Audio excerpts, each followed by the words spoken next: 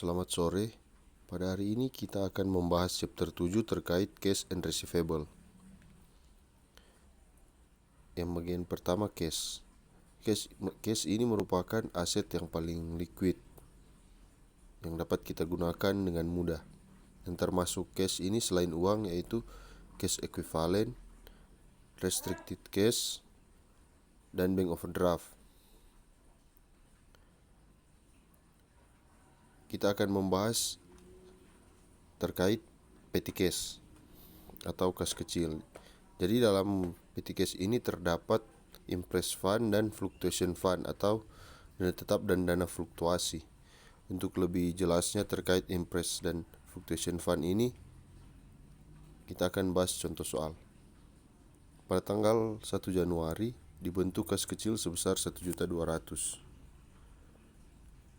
Jadi, jurnal untuk pembentukan kas kecil ini, metode imprest dan metode fluktuasi itu sama, yaitu kas kecil pada kas sebesar 1.200.000 atau petty cash pada cash sebesar 1.200.000. Jadi, di sini saya menggunakan dua bahasa agar kalian lebih familiar dengan istilah-istilahnya dalam bahasa Inggris maupun bahasa Indonesia. Selanjutnya pada tanggal 2 Januari dibayar konsumsi rapat sebesar Rp500.000. Pada tanggal 3 Januari dibayar biaya materai sebesar Rp48.000. Pada tanggal 4 Januari dibayar sumbangan sebesar Rp30.000. Pada tanggal 5 Januari dibayar utang kios X sebesar Rp300.000. Tanggal 6 Januari dibeli perlengkapan sebesar Rp250.000. Dan pada tanggal 8 Januari dilakukan pengisian kembali kas saldo kas fisik sebesar Rp10.000. Pada tanggal 9 Januari dinaikkan saldo kas kecil menjadi Rp1.500.000. Untuk menjurnal transaksi tanggal 2 sampai tanggal 8 berdasarkan metode imprest itu, jadi digabung. Pengeluarannya di jurnal satu kali. Beban konsumsi Rp500.000, beban materai Rp48.000, beban sumbangan Rp30.000, utang dagang Rp300.000, perlengkapan Rp250.000. Dan terdapat selisih kas sebesar Rp62.000. Selisih kas ini diperoleh dari total beban konsumsi, beban materai, beban sumbangan, utang dagang dan perlengkapan dikurang dengan kas sebesar Rp1.190.000. Kenapa Rp1.190.000? Karena di soal dibilang terdapat saldo kas fisik sebesar Rp10.000. Berarti dari Rp1.200.000 terdapat sisa kas yang ada itu Rp10.000. Berarti Rp1.190.000 itu digunakan untuk membayar.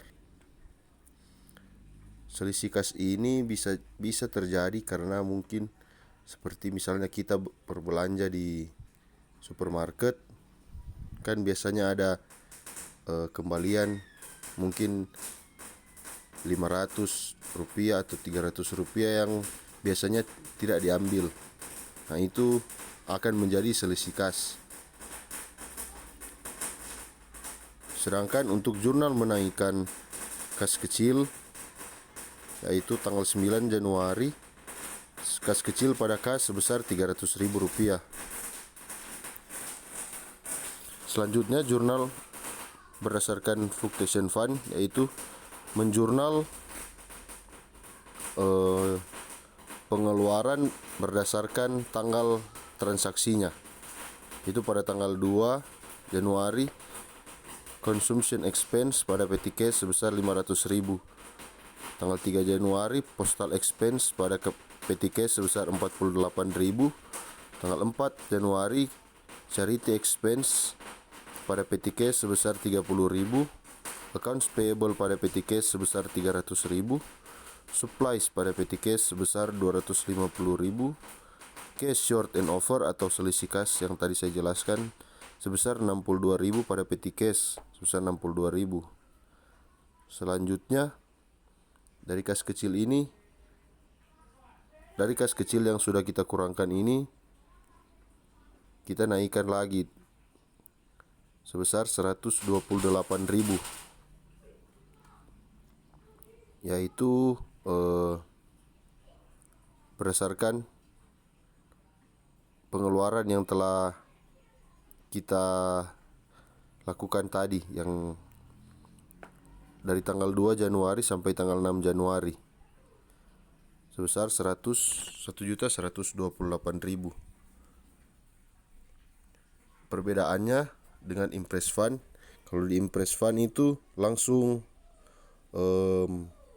mengurangi kas, sedangkan untuk Fluctuation Fund itu dia mengurangi kas kecil kita, kemudian kas kecilnya kita itu ditambah dan dikurangi dari kas untuk menambah kas kecil. Jadi di situ bedanya. Kalau Impress Fund itu langsung mengurangi kas. Jadi dengan kata lain, berdasarkan Impress Fund, kas kecilnya kita itu tidak berkurang sama sekali. Oh iya, kegunaan untuk kas kecil ini untuk misalnya pengeluaran misalnya di perusahaan ada pengeluaran yang tidak menggunakan cek, itu menggunakan kas kecil atau petty cash. Jadi itu perbedaannya, saya harap kalian mengerti penjelasannya. Jadi kalau Impress Fund itu pengeluarannya di jurnal 1 kali, sama selisih kasnya langsung mengurangi kas.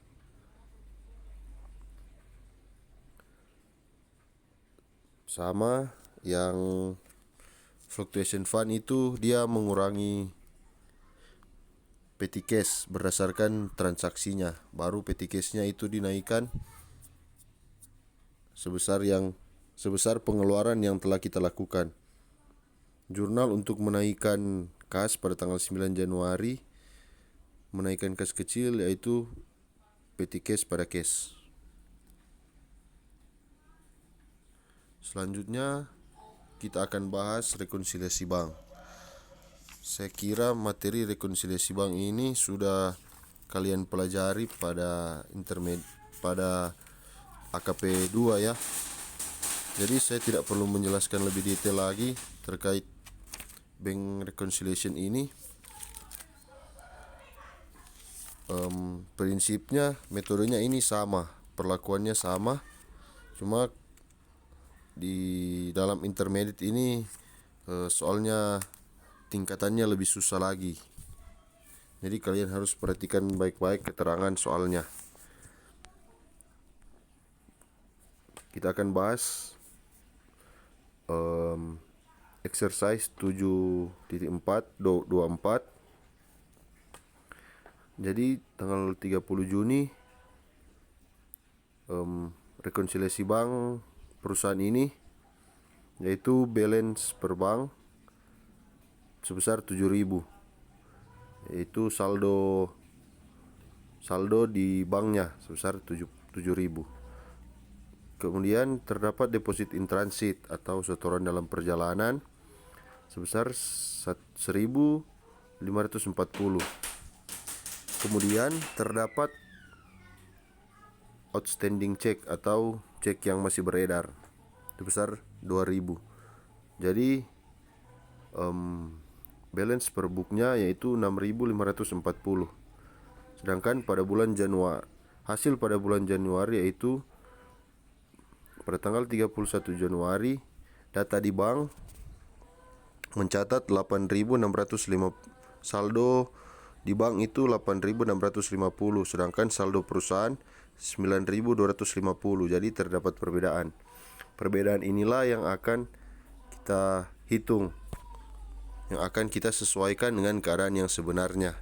Karena bisa jadi catatan di bank itu berbeda dengan catatan perusahaan. Makanya ada ini materi bank reconciliation atau rekonsiliasi bank. Kemudian pada data yang kedua yaitu deposit bulan Juli. data di bank itu mencatat sebesar 4.500, sedangkan perusahaan mencatat 5.810. Kemudian cek bulan Juli, bank mencatat 4.000 rupiah, sedangkan perusahaan mencatat itu 3.100. Kemudian notes collected pada bulan Juli atau pelunasan piutang melalui bank itu sebesar 1.500.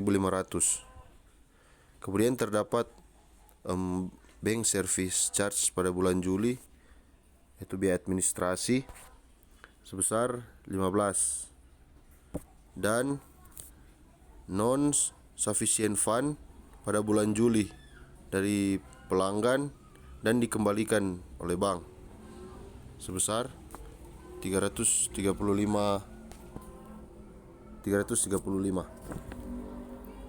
Non sufficient fund ini yaitu cek kosong. Jadi customernya membayar di bank menggunakan cek, tetapi ceknya cek kosong. Jadi banknya itu kembalikan ceknya.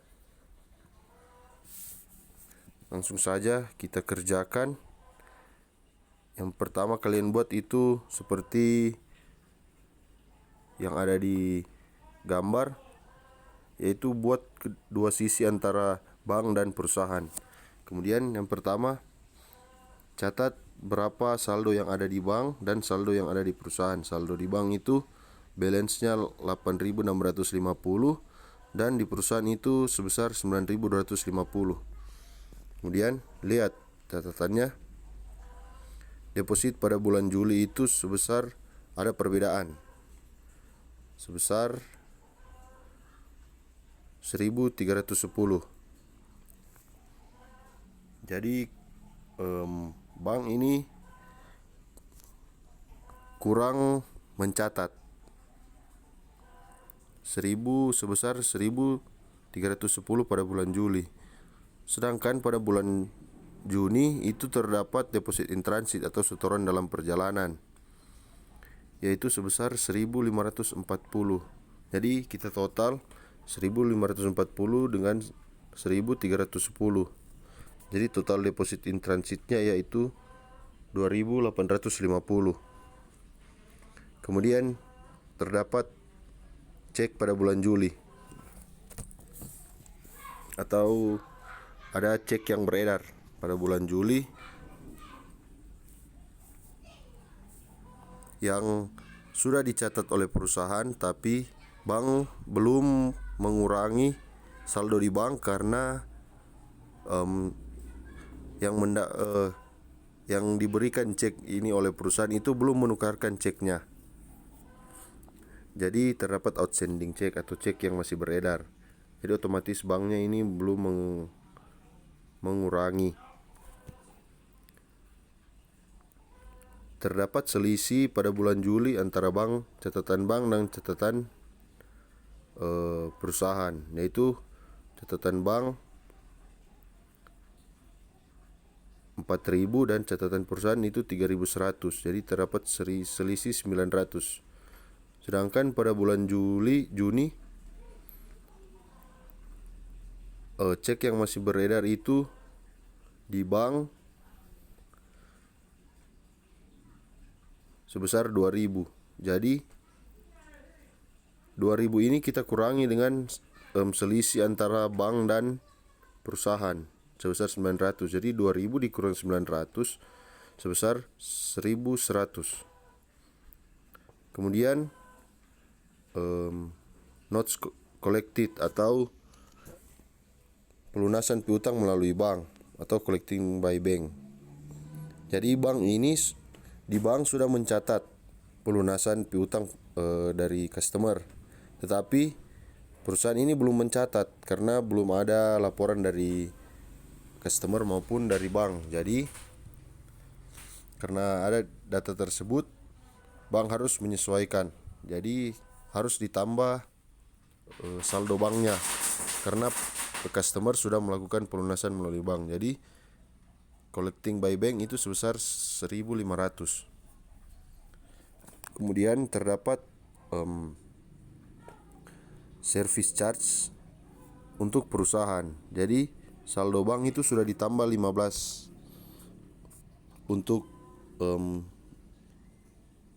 biaya administrasi, tapi perusahaan belum mencatat adanya service charge ini. Makanya perusahaan harus mengurangi saldonya sebesar 15, yaitu debit memo. Debit memo ini yaitu berkaitan dengan beban-beban yang harus dibayar oleh perusahaan, sedangkan kredit memo itu pemasukan dari perusahaan. Selanjutnya terdapat cek kosong. Jadi perusahaan ini kan sudah mendapat cek dari pelanggan, tapi pada saat mendapat cek ini otomatis perusahaan langsung mencatat saldonya, menaikkan saldonya. Tetapi saat perusahaan ini pergi ke bank melakukan penukaran ceknya, bank bilang cek ini cek kosong atau saldo dari pelanggan tersebut kurang dari jumlah yang tertera di cek tersebut. Jadi perusahaan harus mengurangi pendapatannya atau mengurangi saldonya berdasarkan cek tersebut, berdasarkan cek kosong tersebut sebesar 335.000, karena perusahaan ini sudah mencatat sebesar 335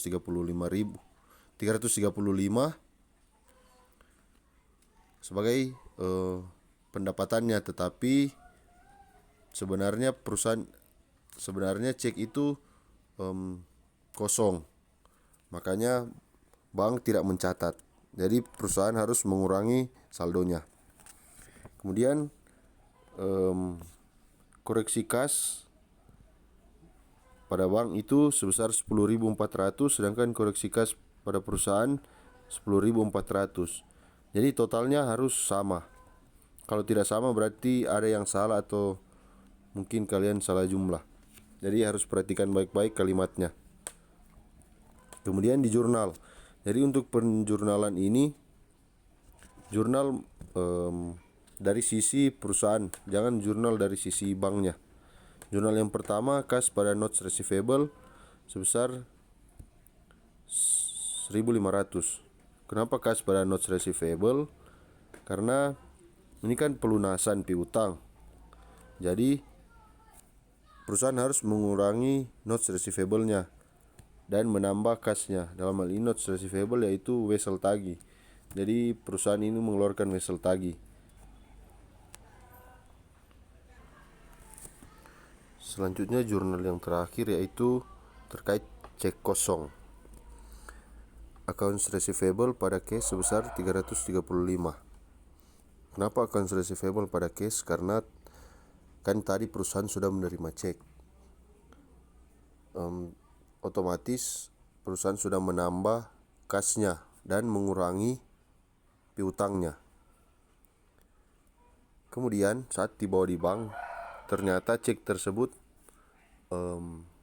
tidak berlaku atau cek kosong. Jadi perusahaan ini harus mengurangi kasnya yang sudah ditambah tadi dan harus menambah piutangnya.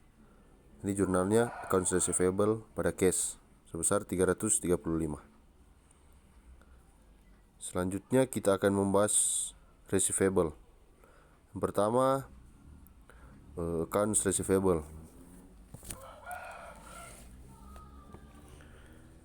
Jadi accounts receivable ini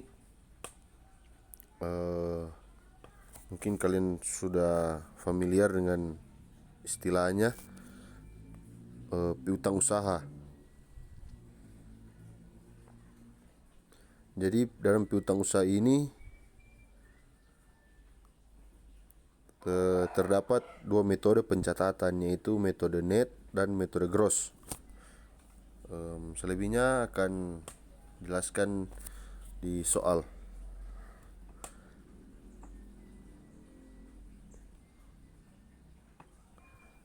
Pada tanggal 1 Januari perusahaan menjual sebesar 100 juta merchandise-nya dengan syarat 2/10 N/30. Sebelum lanjut, berdasarkan transaksi tanggal 1 ini, tanpa keterangan ini accounts receivable pun kalian sudah harus tahu ini penjualan tunai atau penjualan kredit. Di mana ditahu penjualan tunai atau penjualan kredit, yaitu kalau di transaksi itu, transaksi penjualan terdapat syarat 2/10 N/30 atau syarat 3/10 atau lainnya, itu berarti penjualannya ini kredit. Saya kira kalian sudah paham makna dari 2/10 N/30 ini, jadi saya tidak akan menjelaskannya secara mendetail lagi. Intinya yaitu 2/10 itu maksudnya dari penjualan barang ini terdapat 2% diskon apabila pelanggan ini membayar kurang dari 10 hari, dan batas waktu pembayarannya itu untuk total pembelian sebesar 30 hari, yaitu N/30. Lanjut, jurnal untuk tanggal 1 Januari yaitu jurnal biasa, accounts receivable pada sales revenue atau pendapatan penjualan. Di sini terdapat perbedaan antara net method dan gross method. Pada net method itu dicatat 98 juta, sedangkan pada gross method itu 100 juta. Bedanya kalau metode net itu pada saat terjadi transaksi penjualan, dia langsung pada pencatatannya langsung mengakui diskon sebesar 2%. Dari 100 juta yaitu 2 juta, jadi dia langsung mengurangi piutangnya sebesar 2 juta. Jadi accounts receivable pada sales revenue sebesar 98 juta. Sedangkan untuk metode gross, dia belum mengurangi diskon yang ada sebesar 2 juta. Jadi dia tetap mencatat pada harga transaksi penjualannya sebesar 100 juta rupiah. Kemudian pada tanggal 5 diterima 80 juta dari pelanggan. Karena pelanggan ini membayar 80 juta ini masih dalam masa diskon, jadi aman untuk metode net karena dia langsung mencatat 78.400 cash pada accounts receivable. Jadi dia mengurangi accounts receivable-nya dan menambah cash-nya.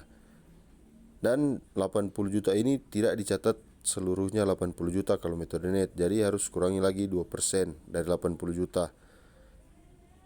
Nah, itu sebesar 1.600.000. Kalau metode gross, dia penjurnalannya yaitu cash sebesar 78.400.000, baru sales discount sebesar 1.600.000 pada accounts receivable. Jadi kalian bisa lihat perbedaannya kalau metode net dan metode gross. Kemudian pada 23 Januari menerima sisa pembayaran dari pelanggan. Jadi pada tanggal 23 Januari berdasarkan metode net itu jurnalnya cash sebesar 20.400.000, sales discount fortified atau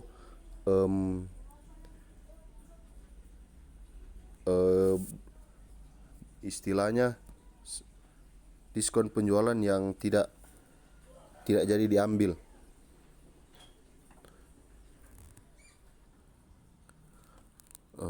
Sebesar sales discount fortified sebesar 400.000 dan accounts receivable dia kurangi sebesar 20 juta. Kenapa ada sales discount fortified ini? Karena dalam metode net dia sudah mengurangi terlebih dahulu diskonnya pada awal tadi, jadi dia harus kembalikan.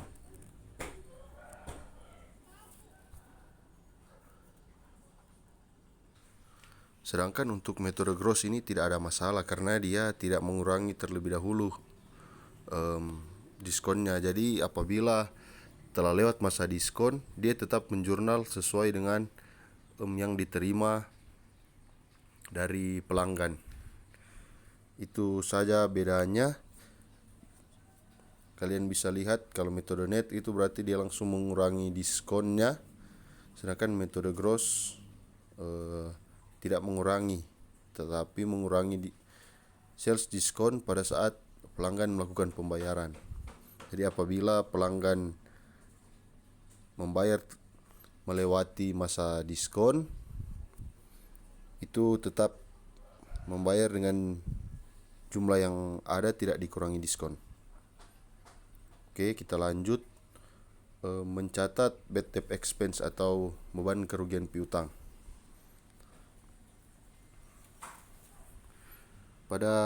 Kita akan bahas pada saat ini yaitu exercise 7.7. Itu terdapat data accounts receivable atau piutang usaha sebesar 100.000 di debit, allowance for doubtful account atau AFDA atau cadangan kerugian piutang sebesar 2.000, pendapatan penjualan sebesar 900.000 di kredit, dan sales returns and allowance atau retur penjualan sebesar 50.000. Jadi kita diminta untuk mengestimasi bad debt expense yang bagian A itu 5% dari piutang usaha, dan yang bagian B 5% dari piutang usaha, tetapi AFDA-nya itu 1.500 tapi di debit. Oke, langsung saja kita kerjakan. Yang pertama bagian A, 5% dari piutang usaha. Jadi 100.000 kita kalikan 5%, berarti 5.000. AFDA-nya, saldo AFDA kan ada saldo AFDA awalnya sebesar 2.000. Terus berdasarkan soalnya itu 5% dari accounts receivable sebesar 5.000.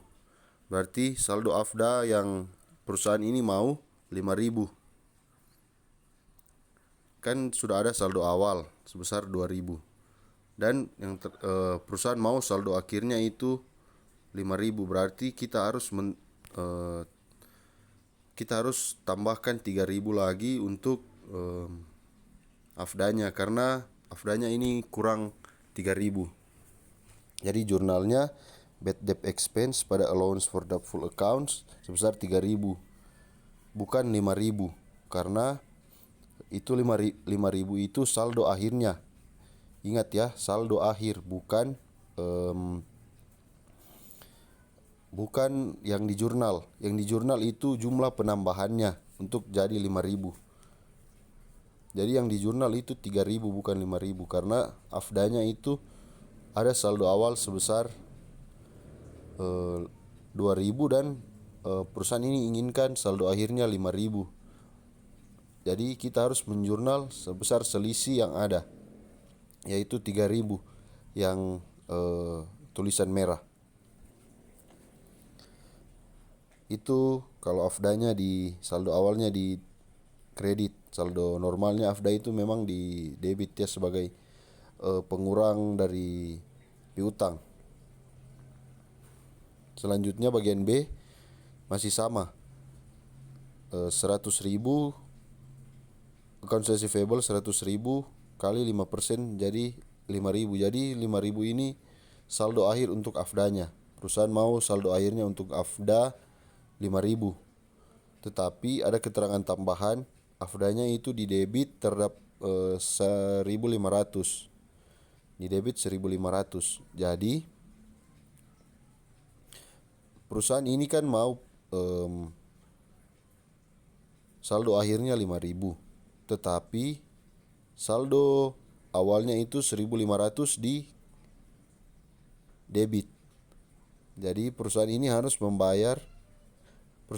menaikkan saldo AFDA-nya sebesar 6.500 supaya 1.500 ditambah 6.500 jadi 5.000. Jadi AFDA ini saldo saldo normalnya di kredit. Sedangkan bad debt expense ini saldo normalnya di debit. Kenapa AFDA di kredit? Karena AFDA ini merupakan kontra account dari accounts receivable.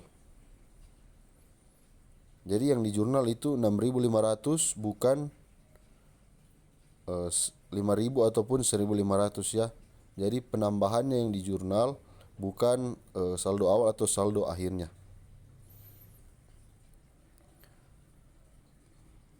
Baik, jika sudah kita lanjut transfer of receivable.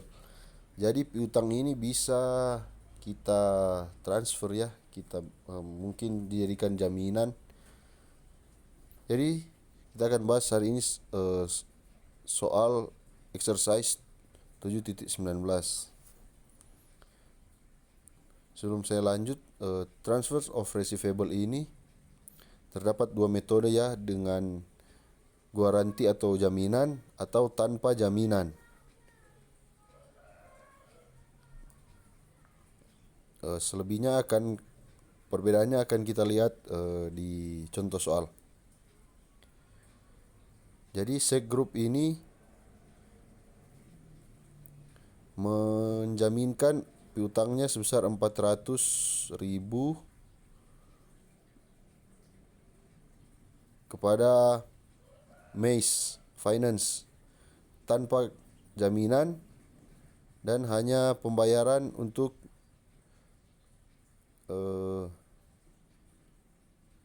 credit loss yang mungkin terjadi atau tanpa recourse pada tanggal 1 Juli 2019. Perusahaan Mace Finance ini mencatat transfer piutang tersebut pada saat dia menerima piutang tersebut. Jadi terdapat finance charge sebesar 1,5% dari total piutang dan amount equalnya 4% dari piutang yang dijaminkan untuk mengcover sales discount, sales return, and allowance. Kita kerjakan, jadi kita akan menjurnal transaksi tersebut. Kita yang pertama itu tanpa jaminan atau without guarantee. Jadi jurnal yang pertama akan kita jurnal itu dari sisi SEC. Jadi SEC ini karena dia menjaminkan piutangnya sebesar 400.000, jadi dia mendapatkan uang. Uangnya itu 378.000. Kenapa tidak 400.000? Karena ada tadi biaya-biayanya. Kemudian loss on sale sebesar 6.000, yaitu tadi yang 1,5% yang finance charge-nya 1,5%. Kemudian due from factors sebesar 16.000. 16.000 diperoleh dari 400.000, kita kalikan dengan 4% tadi.